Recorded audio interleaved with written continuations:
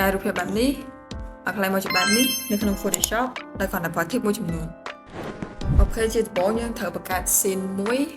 atmosphere មួយដែលយើងចង់បានដូចខ្ញុំក្នុងរូបភាពនេះខ្ញុំចង់បាន atmosphere បែបពេលយប់ so ខ្ញុំប្រើយក background ដែលបែបល្ងិតពេលយប់ចឹងហើយខ្ញុំក៏កាប់ដើមសេរី color វាឲ្យល្ងិតជាងហ្នឹងដោយសារតែខ្ញុំចង់បានពណ៌វាឲ្យរៀងពេលយប់បែបល្ងិតជាងនេះដោយសារមុនហ្នឹងវារៀងនៅភ្លឺពេកហើយខ្ញុំក៏បានថែម Gaussian blur ទៅលើ background ដើម្បីឲ្យកាមេរ៉ាយើង pop ជាងមុនបន្តិចបន្ទាប់មកខ្ញុំក៏បានថែមlayer មួយទៀតគឺដាក់ make overlay មួយទៀតដោយសារតែខ្ញុំចង់បាន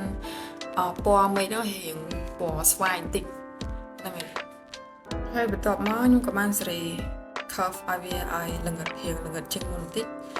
ហ្នឹងហើយបន្ទាប់មកក៏យើងដាក់ជាមួយនឹងផ្សែងបន្តិចដើម្បីបង្កើតឲ្យបានជា atmosphere រៀងប្លែកជាងនឹងបន្តិច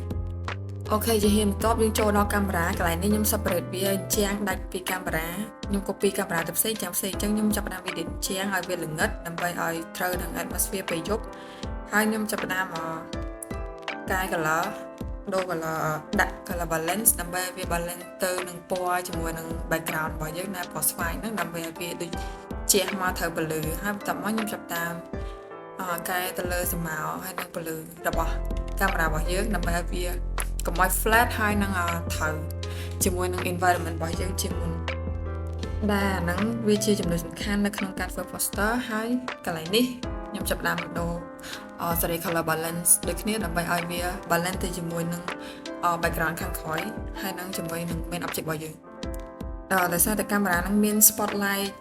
ពណ៌ខៀវនិងពណ៌ក្រហមខ្ញុំក៏បាន add វាបន្ថែមដើម្បីឲ្យវាកាន់តែមានរសជាតិ and វា look more interesting ហើយក៏យើងអាចយកពណ៌ពីរហ្នឹងមកលេងបន្ថែមដើម្បីឲ្យវាមើលមកកាន់តែមានពណ៌ស្អាតជាងមុនហើយកន្លែងនេះខ្ញុំបានបន្ថែមទៅលើ highlight ពណ៌ក្រហមនិងពណ៌ខៀវទៅលើ កាមេរ៉ាដោយសារតែវាជះឥទ្ធិពលពីភ្លើង spotlight របស់យើងនៅខាងមុខ so អាហ្នឹងក៏វាជាចំណុចសំខាន់មួយដែរនៅក្នុងការធ្វើ poster ហ្នឹងដែលធ្វើឲ្យរូបរបស់យើងកាន់តែស្អាតនិងកាន់តែត្រូវពលឺនឹងស្មើជាងមុនអញ្ចឹងការកែរូបភាពរបស់យើងគឺបានរួចរាល់អស់ហើយអីដែលសំខាន់នៅក្នុងការធ្វើនេះគឺយើងត្រូវយល់ដឹងអំពី curve និង color balance បូករួមជាមួយនឹងការយល់ដឹងអំពីស្រមោលនិងពន្លឺដែលវាមានឥទ្ធិពលពីការរៀប environment របស់យើងថាយើងចង់បានវាបែបម៉េច so អាហ្នឹងគឺជាផ្នែកមួយសំខាន់ដែលអាចឲ្យយើងដឹងអំពីអីដែលយើងចង់បាននៅក្នុងការកែរូបភាពការ blend រូបភាពចូលក្នុងនឹង so ខ្ញុំមានតែប៉ុណ្្នឹងទេជួបគ្នានៅវីដេអូក្រោយ bye bye thank you